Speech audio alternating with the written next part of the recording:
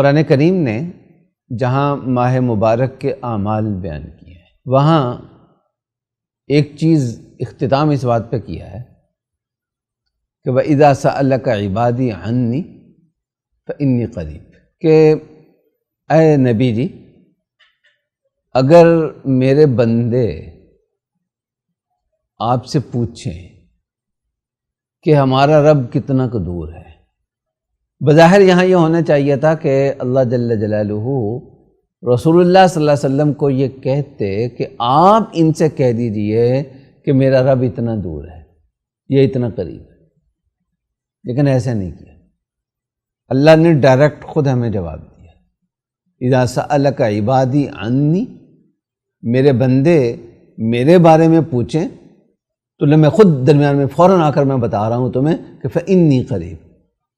کہ میں تو قریب ہی ہوں، میں تو ساتھ ہی کھڑا ہوں، میں تو یہی موجود ہوں، تم سوال کر رہے ہو اسی وقت میں تمہارے ساتھ ہوں۔ مطلب فرمانے کا یہ ہے کہ اللہ کا قرب حاصل کرنا، یعنی اللہ کی خوشنودی حاصل کرنا، اللہ کی رضامندی حاصل کرنا، یہ کوئی مشکل کام نہیں ہے۔ اگر انسان واقعتاً اس کا ارادہ کر لیتا ہے اللہ تک پہنچنے کا تو انسان کے لیے تو واقعتاً بہت مشکل ہے، لیکن جب انسان اللہ کی طرف بڑھنے کا ارادہ کرتا ہے تو اللہ خود اسے اپنے قریب کر لیتے ہیں۔ ایک حدیث مبارک میں آتا ہے کہ اگر میری طرف ایک بالشت کے برابر آؤ گے تو میں تمہاری طرف ایک ذراع کے برابر آؤں گا۔ یہ بالشت ہے اور یہ ذراع ہے، تم اتنا آؤ گے یعنی اتنا آؤ گے میری طرف اور میں اتنا تمہاری طرف بڑھوں گا، اور اگر تم میری طرف ایک ذراع بڑھو گے اتنا تو میں اتنا بڑھوں گا تمہاری طرف، تقریباً 2 گز کے لگ بھگ یہ بن جاتا ہے۔ تم آدھا گز میری طرف آؤ گے تو میں 2 گز تمہاری طرف آؤں گا، تم چل کر میری طرف آؤ گے تو میں دوڑ کر تمہاری طرف آؤں گا۔ مطلب یہ کہ اللہ سے دوستی لگانی ہو، اللہ سے اپنا تعلق اچھا بنانا ہو۔ جیسے ہمارا شوق ہوتا ہے کہ جی فلاں M P A M N A سے، فلاں وزیر سے، فلاں با اثر آدمی سے ہم کوئی دوستی لگا لیں تاکہ کسی وقت کام آ جائے، تو اللہ سے اگر اس طرح کی دوستی لگانی ہو تو اللہ دور نہیں ہے، اللہ قریب ہے۔ اس سے پتہ چلا، جس جگہ پہ اللہ نے یہ بات کہی ہے، اس سے پتہ چلا کہ رمضان المبارک میں جو بہت بڑا کام ہے اور رمضان کا جو سب سے بڑا ثمرہ ہے وہ یہ ہے کہ اس مہینے کے ذریعے بندہ اپنے رب کے ساتھ دوستی لگاتا ہے، اپنے رب کا پیار حاصل کرتا ہے، اپنے رب کی محبت حاصل کرتا ہے۔ اور یہ اتنی بڑی چیز ہے، رب کا پیار مل جائے، رب کی نظر محبت مل جائے، رب کی نظر رحمت مل جائے،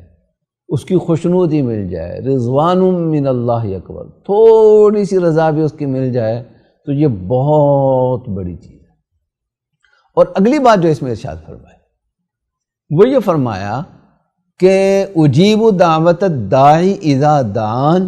فلیستجیبوا لی، کہ جب کوئی مجھے پکارتا ہے تو میں اس کی پکار صرف یہ نہیں کہا کہ میں سنتا ہوں، بلکہ یہ کہا کہ میں اس کی پکار کا جواب دیتا ہوں، اس کی پکار پر لبیک کہتا ہوں، اس کی دعا قبول کرتا ہوں۔ اس کا مطلب فوراً بعد جو اس کو ذکر کیا اس سے معلوم ہوا کہ اللہ کا قرب حاصل کرنے میں ایک بڑی چیز جس کا دخل ہے وہ اپنے رب کو پکارنا، اپنے رب سے مانگنا، اپنے رب سے دعا کرنا ہے۔ اس کو اپنی زندگی کا معمول بنانے کی ضرورت ہے۔ ہمارے شیخ اور مرشد تھے حضرت مولانا ڈاکٹر عبدالحی عارفی رحمہ اللہ، ان کی یہ بہت بڑی تلقین تھی۔ ان کے ہاں تصوف میں جو عام طور پر بڑے بڑے ریاضتیں مجاہدے کرائے جاتے ہیں وہ نہیں ہوتے تھے، کیونکہ جس طرح کے لوگ ان کے ساتھ منسلک تھے ان کی زندگیوں میں اتنا وقت ہی نہیں ہوتا کہ وہ لمبی لمبی تسبیحات بیٹھ کر کریں، وہ لمبے لمبے مجاہدے کریں، وہ چلہ کشیاں کریں، وہ کئی دن جا کر اپنے شیخ کے پاس رہیں، کسی خانقاہ میں رہیں، اتنا وقت ہی نہیں ہوتا۔ اکثر لوگوں کی اب یہی صورتحال ہے۔ وہ 2-3 باتوں پر زور دیتے تھے، ان میں سے ایک چیز یہ تھی کہ ہر وقت رب سے مانگنے والے، دل ہی دل میں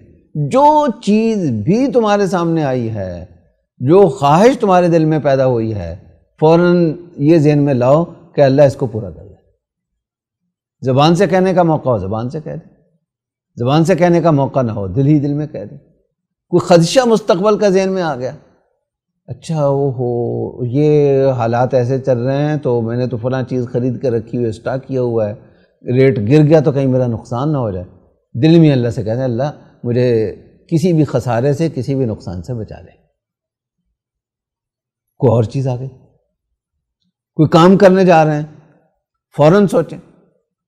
کوئی آدمی دیکھا وہ معذور ہے، بیمار ہے، بری حالت میں ہے، فوراً اس کے لیے بھی دعا کر دیں، اپنے دل کے لیے بھی دعا کر دیں۔ وہ فرمایا کرتے تھے میں کسی ہاسپٹل سے گزرتا ہوں، فوراً دل ہی دل میں کہہ دیتا ہوں اے اللہ مجھے ہر طرح کی بیماری سے محفوظ رکھ، اور اس ہاسپٹل میں جتنے بیمار ہیں سب کو شفا عطا فرما۔ کوئی جہاز اڑتا ہوا دیکھا، اے اللہ میرے ملک کے مسلمانوں کے جہاز اڑتے ہی رہے۔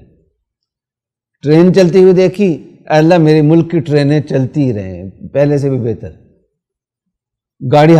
کسی قبرستان کے پاس سے گزر رہی ہے، اے اللہ ہمیں بھی فکر آخرت عطا فرما، اور اس قبرستان میں جتنے لیٹے ہوئے ہیں سب کی مغفرت فرما۔ انسان اگر چاہے تو اپنی زندگی کو سراپا دعا بنا سکتا ہے، اور جب آدمی دعا بن جاتا ہے، جتنا دعا بن جاتا ہے، اللہ سے جتنا مانگنے والا بن جاتا ہے، اتنا ہی وہ اللہ کا ولی بن جاتا ہے۔ تو کثرت سے اپنے رب سے مانگنا یہ ولایت حاصل کرنے کا بہت بڑا ذریعہ۔ لیکن ایک چیز ذہن میں رکھیں کہ ہر وقت آپ دعا بن جائیں، ہر وقت آپ کو اپنے رب کی طرف متوجہ ہونا سوجے، یہ تبھی ہوگا جبکہ آپ اپنے رب کے لیے کچھ وقت نکالیں، فرض نمازوں کا وقت نکالیں، اور خاص طور پر 24 گھنٹے میں ایک وقت ایسا نکالنے کی کوشش کریں جس میں طے ہو، آپ نے طے کیا ہوا ہو کہ میں نے بہت اطمینان کے ساتھ،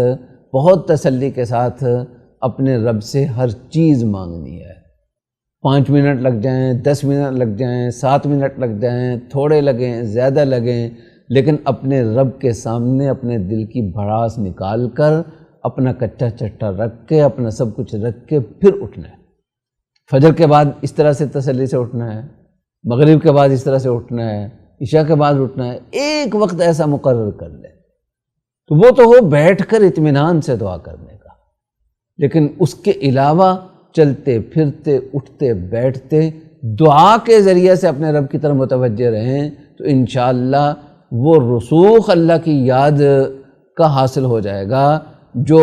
بعض اوقات بڑی بڑی ریاضتوں اور بڑے بڑے مجاہدوں اور بڑے بڑے مراقبوں کے بعد کہیں جا کر حاصل ہوتا ہے۔ اللہ جل جلالہ ہمیں اپنے سے مانگنے والا بنا لے۔ خليل بالقرآن هو إمامنا على هداية